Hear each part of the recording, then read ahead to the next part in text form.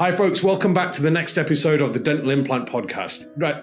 Do you notice I promised you that I would try to upload more regularly, and here I am. Okay, so I eventually kept my promise, although I made it several times first. But here we are again. Okay, what I want to do today, folks, is slight change of tactic today, and I want to introduce you to my accountant, Bilal Ahmed of Heath Hill Green.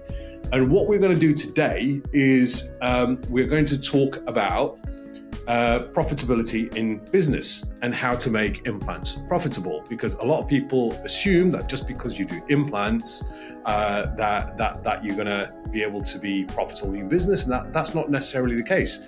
There are mistakes that I made earlier on in my career which I no longer make because I've got Bilal looking after me, but I want to qualify that whatever we talk about today, patient care always comes first. And I've said this on a number of occasions. If you hunt the money, patients can smell it, okay? If you genuinely look after the patients, the business looks after itself. But you need to understand how the business works in order for that to happen, okay? So I've never been a fan of do whatever it takes to generate income from a patient, because I turn away a lot of patients, okay? I turn a lot of patients who, you know, they need dual arch of implants and they've only got the budget for one. And I just turn around and say to them, it's not for you. Or they're looking for a cheap option. I just turn around and say, look, there's plenty of people out there who can help you. That's not the type of treatment that I do.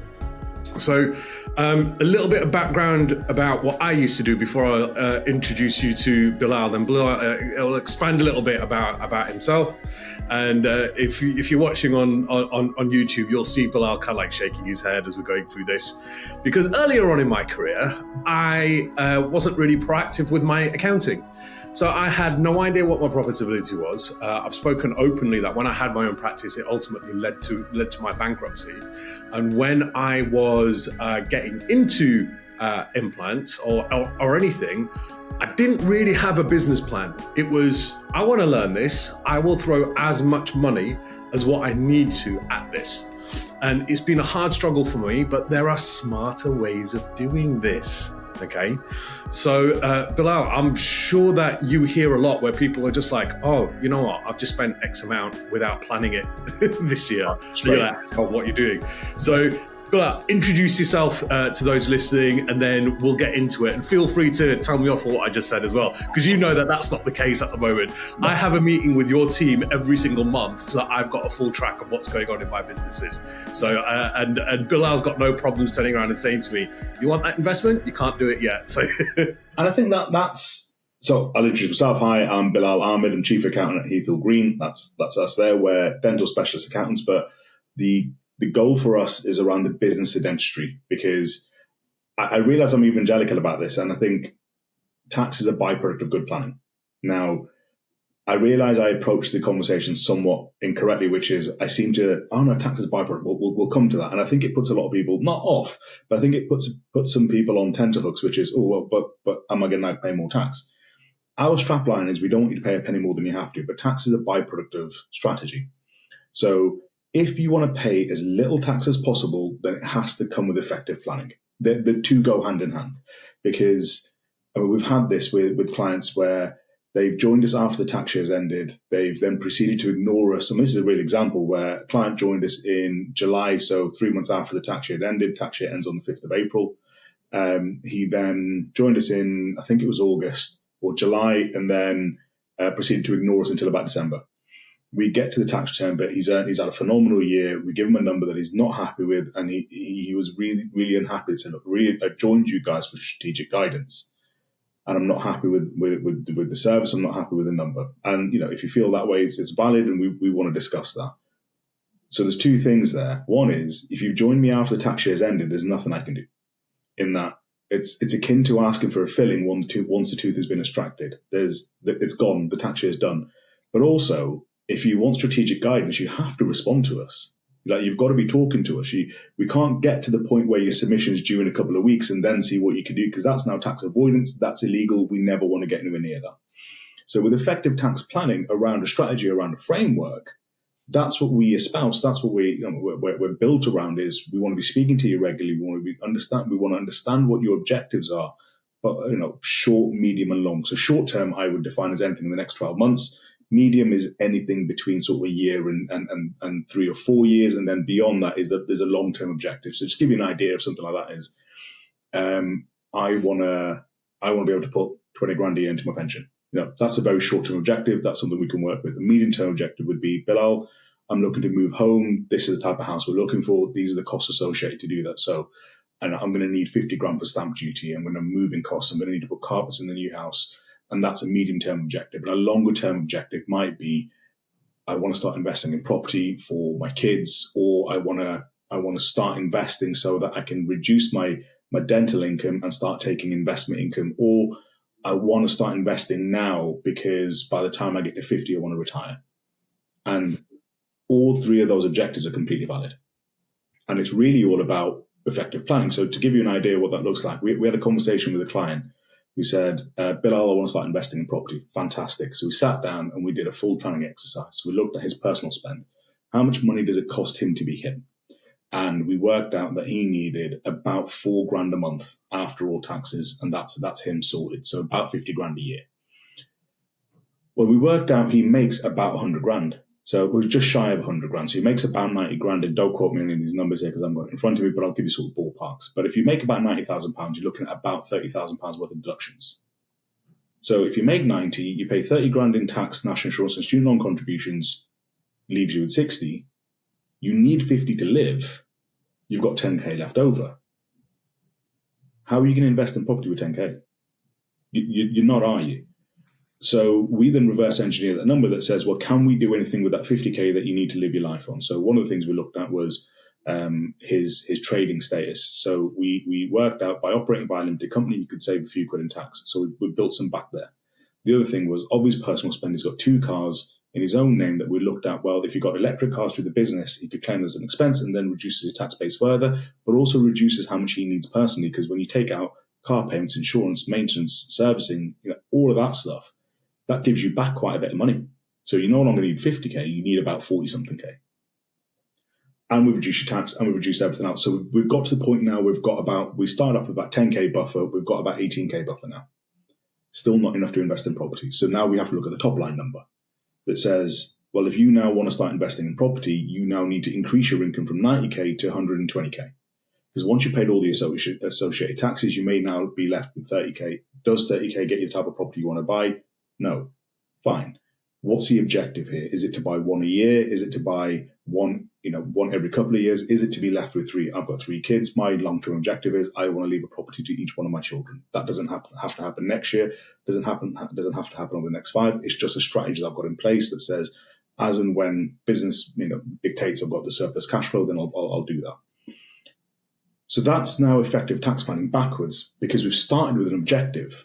From that, we've talked about limited company because he was trading as a sole trader, and we've talked about cars, electric cars through the business. So we've achieved tax efficiency, but within the framework of an objective. Just to give you an idea then that says, if he stayed as a sole trader, I could reduce his tax bill by, if he made contributions to a private pension, for instance. So if he makes contributions to a SIP, if you contribute £10,000 as a sole trader, the HMRC will uplift that to £12,500, and then you get 20% of that £12,500 off your tax bill. Fantastic. Objective achieved. But you've no longer got the cash because you put it into a pension. So tax in isolation doesn't mean anything. Now, we had a conversation with one of our practice owners in March where he just got into the habit every year of just buying new stuff. And he was about to go buy... it was an implant surgeon, to be fair. He was about to buy about 90 grand's worth of implant equipment. Now, I think he was going to buy the in-house, the CEREC machine in-house so he could do the crown in-house. But he's got one already. And his throughput doesn't dictate another one. So if you've got one already that's not being used to its full efficiency, why are we buying another one just to reduce tax? So if you go buy a new bit of equipment in the UK, it's tax deductible. So if you've made 200 grand profit and you go buy 100 grand on qualifying plant and machinery, you reduce the taxable profit down to 100k. So Bill, actually on this, because I think this is where the listeners are going to gain like a lot of insight now. So we have a lot of people listening who either want to get into implants or they're in implants already and they want to progress, so they need to invest in new equipment. So First thing I would say to you is, this is a question you will get a lot, is continuing education tax deductible? And secondly, if I wanted to buy equipment, let's say it's equipment that I had to have, like a surgical motor. Without that, not placing implants. Without an implant kit, we're not placing implants, okay?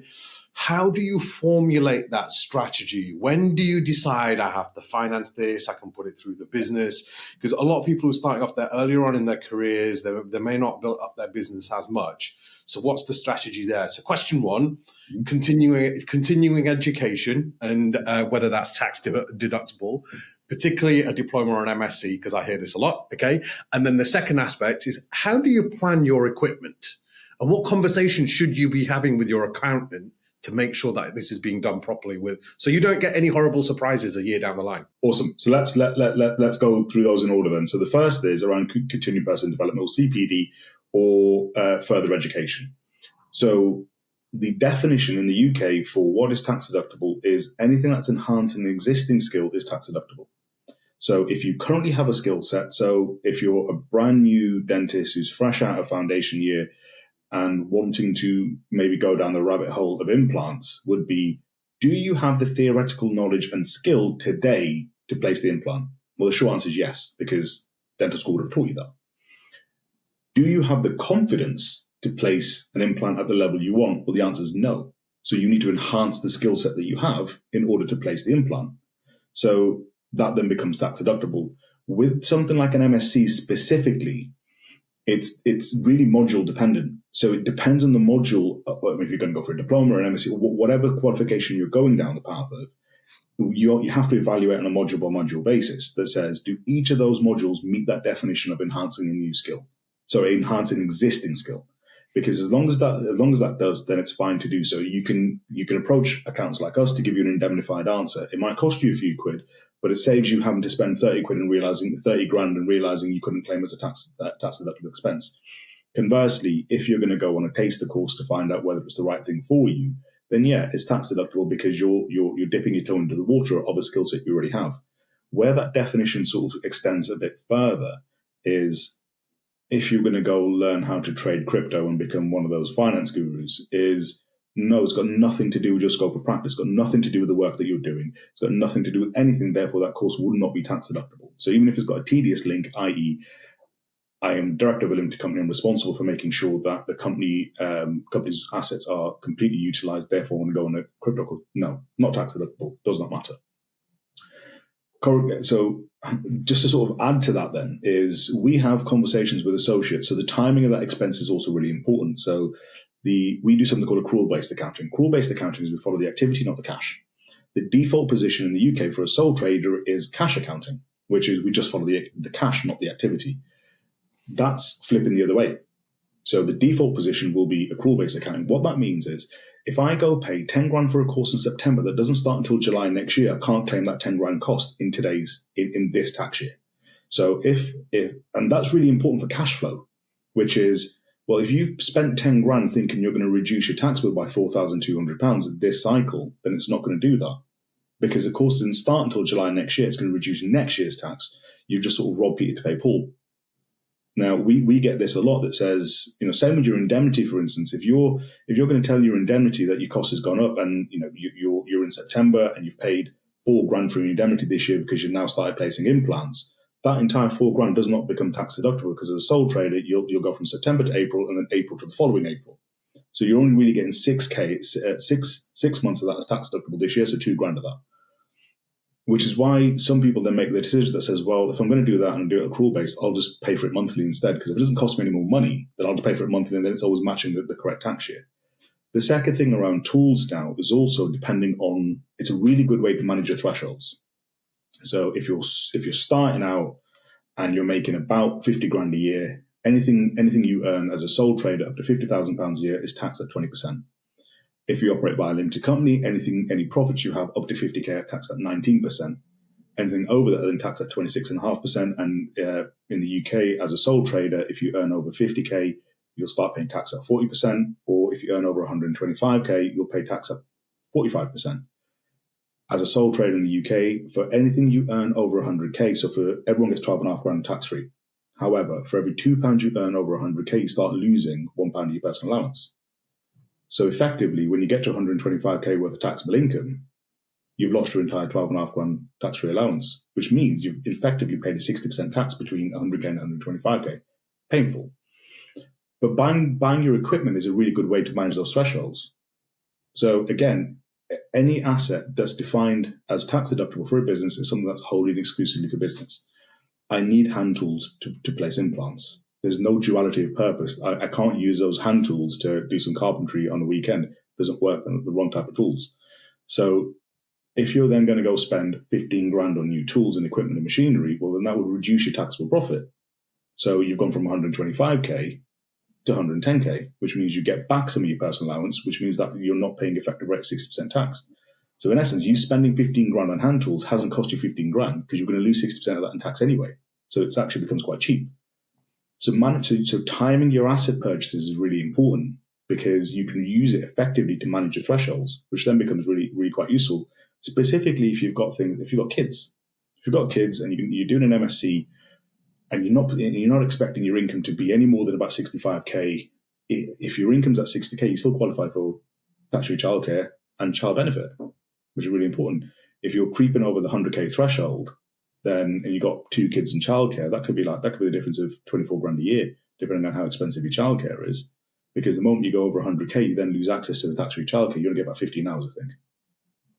So using asset purchases is really important, but the same thing applies to the timing of the asset. Just because you buy it on the 5th of April and 5 grand left your bank account on the 5th of April does not matter. It's when you physically had the asset. So it's when the risk and responsibilities and liabilities and benefits of an asset transfer to you. So just because I give you 5 grand doesn't mean I've taken the benefit of the asset. So it's only when the asset's now delivered to you. I don't have to use it, it's just there. But the risk and rewards of everything of that asset have transferred from the seller over to me. Therefore, I have the asset. It's mine. It's now tax deductible.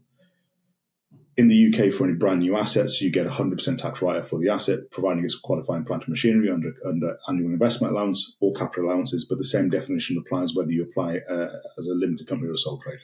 So quite a comprehensive answer there. Yeah, that is a comprehensive answer. And you know what? It's really interesting because I said it's the complete opposite of what I used to do. Now, I used to go on a course. I was like, wow, I need to buy this. I have to get it. And now when I'm doing courses, Bilal, if I'm looking at I need new instruments, I'm looking, do I need the entire kit? No. And quite often this kit's like 3.5K, but I actually need 2 instruments out of it, which is 300 quid. Yeah. That you get really excited on the day. You're like, oh, if I buy this kit, it will allow me to do the same as what this guy's actually teaching. Yeah. Not understanding that this guy's been doing it day in and day out. This surgeon's been doing it. They've built up a certain skill level. It's not the instruments. The instruments are just a tool that may make that bit easier for you. So what I'm getting from you is don't just throw money into it. Okay. What's really important is to sit down with your accountant. And as I said, it's completely transformed the way that I look at it, because what's happening now is when I'm meeting with your team on a month-by-month basis, we're looking at, okay, this is what we projected. How much have we actually done? This is what we projected. How much have we actually done? Yes, we're on target for this. We're not on target for this. We're higher or lower. Why are we higher or lower? What's happened? And have we put away enough into a reserve account to cover the tax? So what that means is I'm not stressing at the end of the year thinking, oh, what's my tax bill we're going to do? Because I've got a pretty decent idea, to be honest. And then we're now having discussions where, Pav, we've got some liquidity in your reserve account, so we can possibly use that to get a little bit more equipment if you need. So these are the conversations that we're having, and they're very enriching because you're telling me, okay, Pav, if you're going to buy this item of equipment, draw down half out, 50% out of the reserve account, and then 50% out of the current account, and it will kind of like be equal. Yeah. And these are strategies that I don't understand. And even after these conversations, I still don't understand, but I don't need to understand them. I just need a team around me who understands it so that they can guide me appropriately. That's what it's coming down to. Yeah. That's what it comes down to. And then from our perspective, there's things like, so to answer your question on where, why, when, how. So internally as a business, we have one single objective when it comes to spending money is, how does it benefit our client? And a really good example of this is We got pitched a trade show. It was I'm not going to say which one because it's not a negative for us. It just didn't give us any value. And then that was, I think the total cost was about 15 grand. Now we know we're not the firm of accountants to stand at a trade show and start handing out leaflets, because we're not trying to work with every single person that wants to use us. Ours is, well, how can we help you get to where you want to get to? Because ours is a value-based proposition. So one thing we looked at there then was, well, if that's going to cost 15 grand, how does that benefit our clients and how does that benefit anyone we want to work with? So that's sort of the top line, strap line that says, how does it achieve that? If we can't get past that first test, it doesn't happen. We reallocated those funds into a series of webinars that we ran free for everybody that says, at a cost to us, at a cost to me, in the evenings, that said, this is how we think we can enrich your business. And we did that and it worked really well. The other side to that is then, if it doesn't directly improve the client experience, how does it indirectly improve the client experience? So give you an example is, if one of my team wants to go on a new course, well, how does it improve the client experience? Well, you have to go do that course. You then have to disseminate that information to the rest of the team, so we're all upskilled. Because if it doesn't do that, then what? The third criteria is, how soon do we recover the cash that we've invested? And that's how most people use return on investment. Return on investment isn't actually used like that. Return on investment is more, if I put 100 grand into something and it gives me 7% back a year, that's my return on investment. Most people will use return on investment incorrectly when comparing it to return on cash, which is, I've put 10 grand into something, how quick do I get my 10 grand back? And that's how you should evaluate any sort of purchase, any sort of training course, any sort of material purchase. In the same way that says, by buying this tool, or by buying, I've currently got 3 times magnification loops, I need 7 times magnification loops. That's potentially £7,000. Can I justify 7 grand? How does 7 times magnification help me today? Is it direct, as in I can increase my success rate of first time fits, or does it prevent my back going so I'm taking less time off work and therefore I'm more present for my patients? Within that then is things like evaluating training courses. There's a cacophony of courses out there, and they're all at different price points, all offering different things. And we're not here to say each one's good, bad, or indifferent. As to say, if you approach each evaluation metric consistently, you'll get something specific back. So if you've got your plan and you know your plan is to place 50 implants this year, or 60 or 100, whatever that plan might be, when you go on a course, you should ask the person providing the course, how does your course help me place 50 implants this year? I'm at 36, got another 14. How can I improve my ability to place those implants? Conversely, if they can say, yes, this is how this course meets that objective, price becomes less of an issue because we've justified it. Because if one course is 15 grand and one course is 5 grand, but the 15 grand course, A, shows you how you can get your cash back in 12 months and meet your objective, but the other course is a bit more wishy-washy, but it's 5 grand. On current face value today, we'll say the 5 grand is cheaper, we'll go for the 5 grand. But it's not, is it? Because you're not getting anything back for it. So if you now have a consistent evaluation metric, you look at everything in the same way, and it's quite selfish. That says, how does that get me to where I want to be? And that was the framing at the right start of this conversation that says, the guy that wanted to buy property. How does this get me to earning 3 grand gross a day? If it doesn't, why not? How can it help me? And that's how you should evaluate your coaches, your mentors, your courses, everything. We did this with an orthodontist recently, and we worked out, because he wanted to get a therapist, and we worked out what his maximum effort needs to be before he can afford a therapist, i.e. he can do 250 starts in a year. But when he gets to 260 starts now, he then needs an amount of hours for an orthodontic therapist. Then we've worked out at what point beyond 250 does he need to get to in order to justify a full-time therapist. And then at what point does that therapist also need a nurse supporting? Now we're building a business around a person because he doesn't want to own a practice. Not everyone should buy a practice. Not everyone wants to buy a practice. This person's specific objective is never to own a practice. They just want to be roaming. They want to work with a number of practices where they're the chief orthodontist. Perfect. But naturally, some people, what some people may do is go get the therapist today, not really have a justification for them, and completely kill their liquidity. And now you're stressing about something that you shouldn't be stressing about, that shouldn't be on your plate, and now it's affecting your ability to work, maybe affecting your personal life, affecting your family life. All of this could have been avoided. So obviously, I mean, you've obviously discussed how you look at planning for your clients. So I want to use a parallel there, Bilal, because I think it's important that we talk about some of the clinical aspects of it as well. So what I'm going to do is I'm going to explain to you how I think and how I do things, and then I'll get your feedback afterwards as to how that would help an individual business, if that makes sense. Okay. So again, I've always said that, you know, patient care is always paramount. It has to be. Okay. If you're only in it for the short game, then do what you want, because eventually you'll get found out. You'll get into trouble. Something will happen. If you want to be in it for the long game, the client, the patient always comes first. Okay. So it got me thinking that, you know, what do patients actually want? And there's different patients who want different things. As you will know, there's different clients who want different things. Some patients want cheap. Fine. They are not my target. Okay. They can go to see somebody else. Okay. Other people want a very high quality job. And that's the type of person that I am. So if I need to have something done, I will always look for who's the best to do it. Who do I really trust? Who can demonstrate to me that they've got a lot of skill and that's what they do.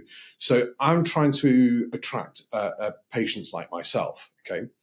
Then the other element of that as well is we are all, as people, very, very busy on a day-to-day basis. Okay. So what patients want to do, firstly, they want to come in, they want to have a good job done. Okay. Secondly, they do not want 5, 6, 7, 8, 9, 10 appointments spread over 9, 12 months. Correct. Okay. If it can be avoided. Okay. And this is why I keep pushing the envelope on my learning and my skills, because historically, and I still know a lot of dentists do this, and please understand, I'm not saying that this is wrong to do it this way. I'm saying understand what it's doing for your business and the patient's perspective of it. Okay. Some dentists will place an implant and completely bury it and then leave it for 5, 6 months for it to heal. And then they will uncover the implant in another 40-minute appointment. They'll wait another month, 2, 3, 4 months for it to heal. They'll then get the patient back and take impressions. And then they'll then say, so you're talking about sometimes 6 or 7 appointments for a straightforward procedure where the patient's, their treatment time is over 6, 9 months.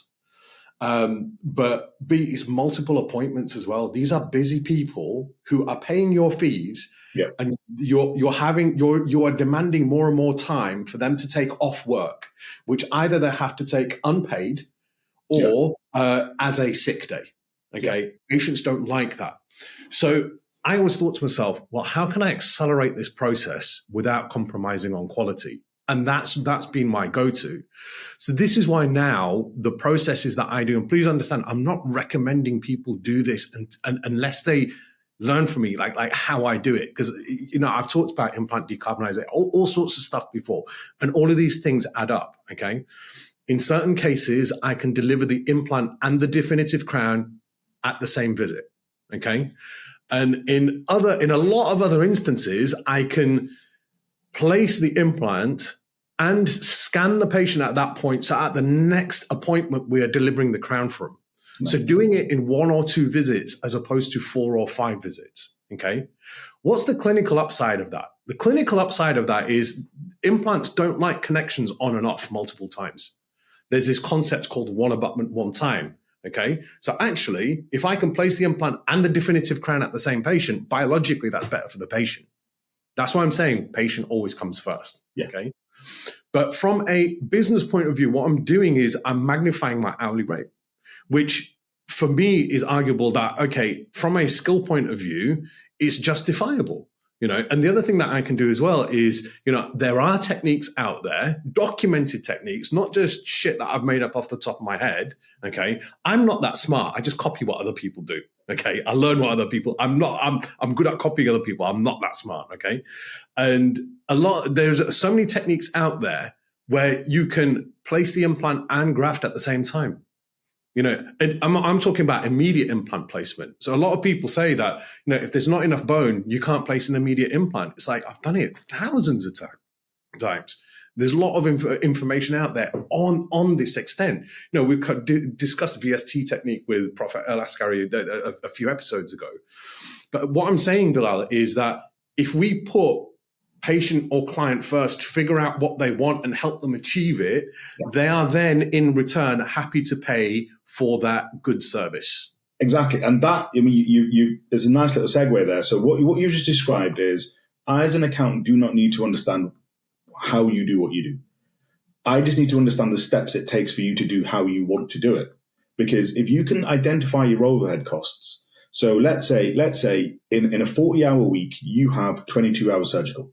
Yeah, maximum, because of your admin time, your downtime, the days you work, travel. Let's say there's 22 hours maximum surgical that you could offer. And of that 22 hours, you're really only effective 16 hours a time because your diary is never booked up the way you want it to. So if we've got 16 hours and we multiply that out by 48 weeks because, life happens, that then tells me you've got a total of 768 hours where you could be placing actually cash generating work, for instance. So we can then reverse engineer that then says if your overhead costs are 20 grand a year. So if your overhead costs are 28 grand a year, 20 grand a year, that's the cost of continued development that you're going to have in your budget for the next 5 years. So then we know that cost exists. The cost of your mobile phone, your indemnity, your GDC, any other subscriptions that you might have, accountancy fees, legal fees, whatever you've got. I know then we've got £20,000 worth of costs divided by 768 hours. Each hour costs you £26. Yeah, for instance. Therefore, you know what the overhead cost for your time is before anything else. So when we work out what your overhead cost is, we can overlay the cost of the materials, the cost of the treatment, and the amount you're giving back to the principal. You can work out straight away how much profit you've made on that treatment per hour. And you should be walking into that knowing that, because that then allows you to price your cases correctly. Because if you need to have X amount at the end of the year's profit, you can already work it out on a case-by-case basis. Because you could go back and identify, this is how I like to see my patients. This is the amount of time I like to spend with my patients. Therefore, the costs associated to all of that. If each of that's going to cost you, let's say 10 hours, then that's £260 of your overhead cost. There's a surgical cost of where you're working, and then you've got to fit all that in as well, because the principal will want profitability, you'll want profitability, and there's the cost of materials as well. Now, what you can do ahead of that is if you know your business plan is to place 200 implants this year, you can go to your suppliers straight away and say, I'm going to need 200 implants off you this year, full kits. I'm not paying the price I paid last year, because it gives you a negotiation point now. But if the journey for you is, I like to do it this way, and someone else's journey is, I like to do it that way, it's neither's right, neither's wrong from our perspective. As to say, if you want to do it that way, this is how much it's going to cost you, this is how much you're going to have to charge. Yep. And in order to deliver that, and if you're delivering a Rolls-Royce experience, you've got to charge Rolls-Royce money. Oh, just a couple of things, because I know we're on a time frame, because I need to head out soon as well to get to work as well. So I've got admin this morning. So firstly, again, another parallel. Okay, patient comes in to see me, client comes in to see you. Diagnosis first, then the treatment plan. Correct. Diagnosis and treatment plan are patient/client specific. There's no difference between the two. Okay. Mm-hmm. Secondly, get your calculator out again. I'm going to ask you again, right? So of those hours that you said, 700, whatever it was, mm-hmm. If I turned around and said to you, or not to you because you don't place implants, mate, but if I turned around and said to you, look, I can show you techniques, and on average, because you can't do these types of accelerated protocols with all implant cases, but if I said on average, I can save you, let's say, 30% clinical time, mm-hmm. What impact does that have on for the business? I'll let you decide what metrics you want to throw out there. That's 230 extra hours. So if you know you've got maximum surgical time of 768 hours and you can save that, that's 30 more. That's 230 more hours you've recovered, and that's now more implants you can place. So more time you can take off with your kids.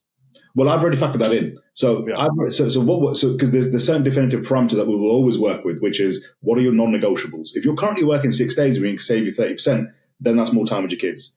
If we're working with someone who already says, I will not work a Friday, I only work half a Thursday, I have this, my hours are finite.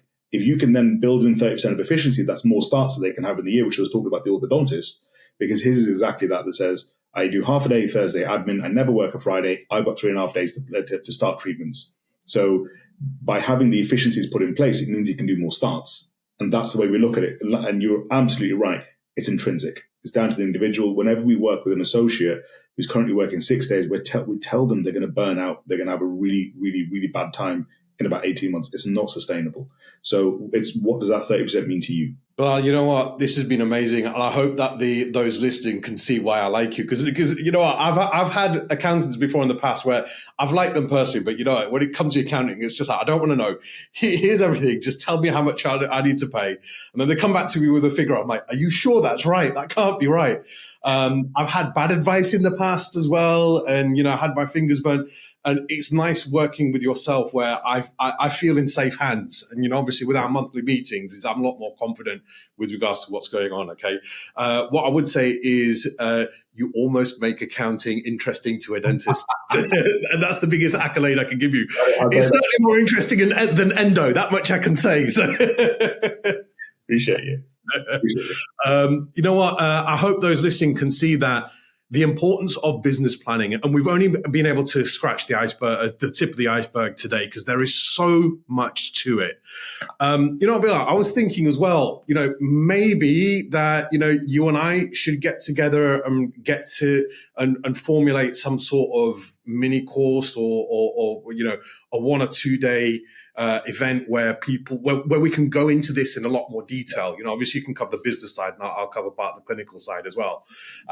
So that's something that perhaps we should look at if people are interested. Just very quickly on that is, so I love that kind of thing. The reason why I love that kind of thing, so I did this at Dental and Tubules last week, where we had a workshop. We had 4 principals, 2 practice managers, we had an associate and someone adjacent to the industry. And what we did was we showed them how you would build a business plan.